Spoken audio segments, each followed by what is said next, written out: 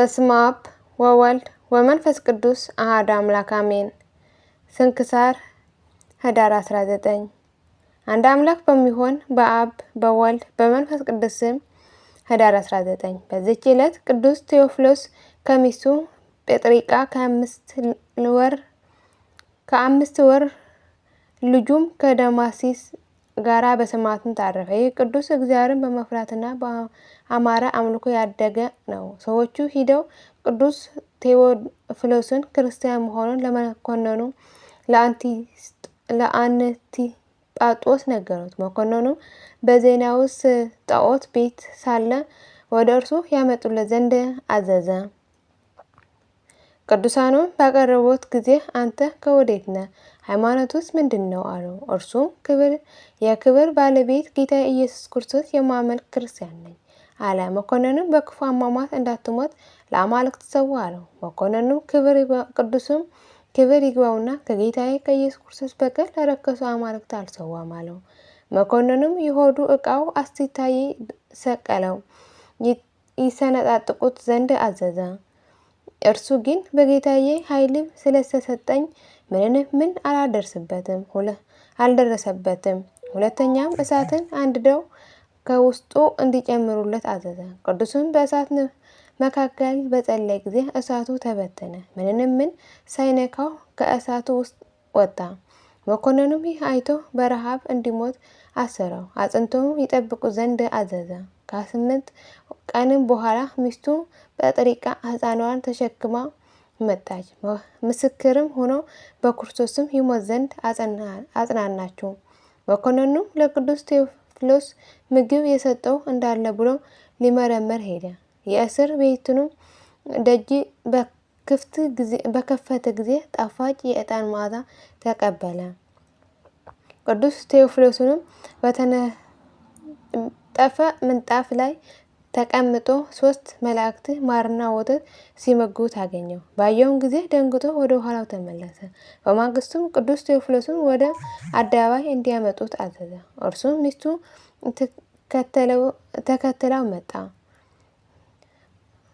መኮንኑም ዲዮስ ለሚባል አምላክ ሰዋ አለው። ቅዱሱም እኔ ዓለምን ሁሉ የያዘ ለእውነተኛ አምላክ ለጌታ ለኢየሱስ ክርስቶስ እሰዋለሁ፣ ከእርሱ በቀር ሌላ አልሰዋም አለ። በዚያን ጊዜ ለአንበሳ እንዲጥሉት መኮንኑ አዘዘ። አንበሳውንም ሩጦ እግሮቹን ሳመ። ከዚህም በኋላ በእግዚአብሔር ፍቃድ አቆሰለው።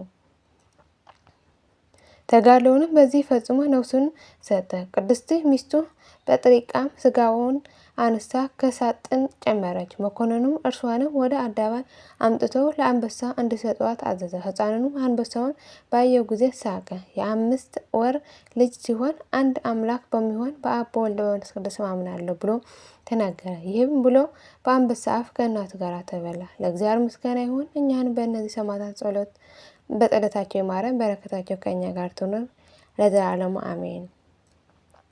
ዳግመኛ በዚች ቀን ኅዳር 19 ከ12ቱ ሐዋርያት የአንዱ የቅዱስ ሐዋርያ በርተሊሞስ መታሰቢያ ነው።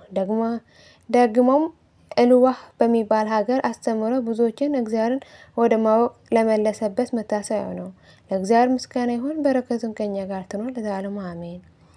ዳግመኛ በዚች ቀን ኅዳር 19 ሩጻፍ በሚባል ሀገር የሰማዕቱ ሰርጊስ ቤተክርስቲያን የከበረችበት ነው። ይህ ቅዱስ ሰርጊስ በሩጻፍ ሀገር በሰማዕትነት አረፈ።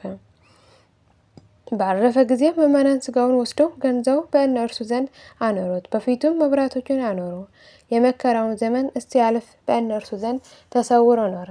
ከዚህም በኋላ የአማረች ቤተክርስቲያን አነጹለት። 15 ኤጲስቆጶሳት ሰብስበው አከበሯት። በዚህች ቀን ስጋውንም በውስጧ አኖሩ።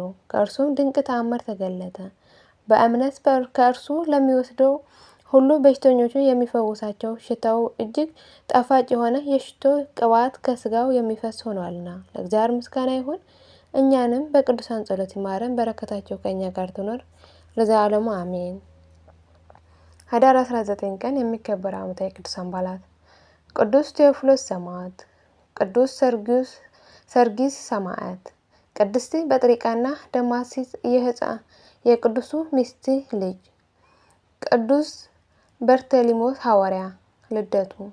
ወርሃዊ የቅዱሳን በዓላት ሊቀ መላእክት ቅዱስ ገብርኤል፣ ቅዱስ ኤስድሮስ ሰማዕት፣ አቡነ እግዚእ ጻድቅ፣ አቡነ ስነ ኢየሱስ፣ አቡነ ዮሴፍ ብርሃነ ዓለም። ቅዱስ ይምሐረነ ክርስቶስ። የሁሉም ቅዱሳን በረከትና ረድኤት ምልጃና ጸሎታቸው ከመላ ሕዝበ ክርስቲያን ጋር ለዘላለሙ ጸንቶ ይኖር አሜን። አቡነ ዘበሰማያት ይትቀደስ ስምከ ትምጻእ መንግሥትከ ወይኩን ፈቃድከ በከመ በሰማይ ከማሁ በምድር ሲሳየነ ዘለለዕለትነ ሀበነ ዮም ኅድግ ለነ አበሳየነ ወጌጋየነ ከመ ንሕነኒ ንኅድግ ለዘአበሰለነ ኢታብአነ እግዚኦ ውስተ መንሱት አላ አድኅነነ ወባልሐነ እምኩሉ እኩይ እስመ ዚአከ ይእቲ መንግሥት ኃይለ ወስብሐት በሰላመ ቅዱስ ገብርኤል መልአኩ እግዝእትየ ማርያም ሰላም ለኪ ድንግል በኅሊናኪ ወድንግል በሥጋኪ እመ እግዚአብሔር ጽባኦት ሰላም ለኪ ብርክት አንቲ እምአንስት ወቡሩክ ፍሬ ከርሥኪ ተፈሥሒ ፍሥሕት ኦ እምኔተ ጸጋ እግዚአብሔር ምስሌኪ ሰአሊ ወጸልዪ ምሕረተ ወንታነ ሀበ ፍቁር ወልድኪ ኢየሱስ ክርስቶስ ከመ ይስረይ ለነ ኃጣውኢነ ለዓለመ ዓለም ለዘላለሙ አሜን።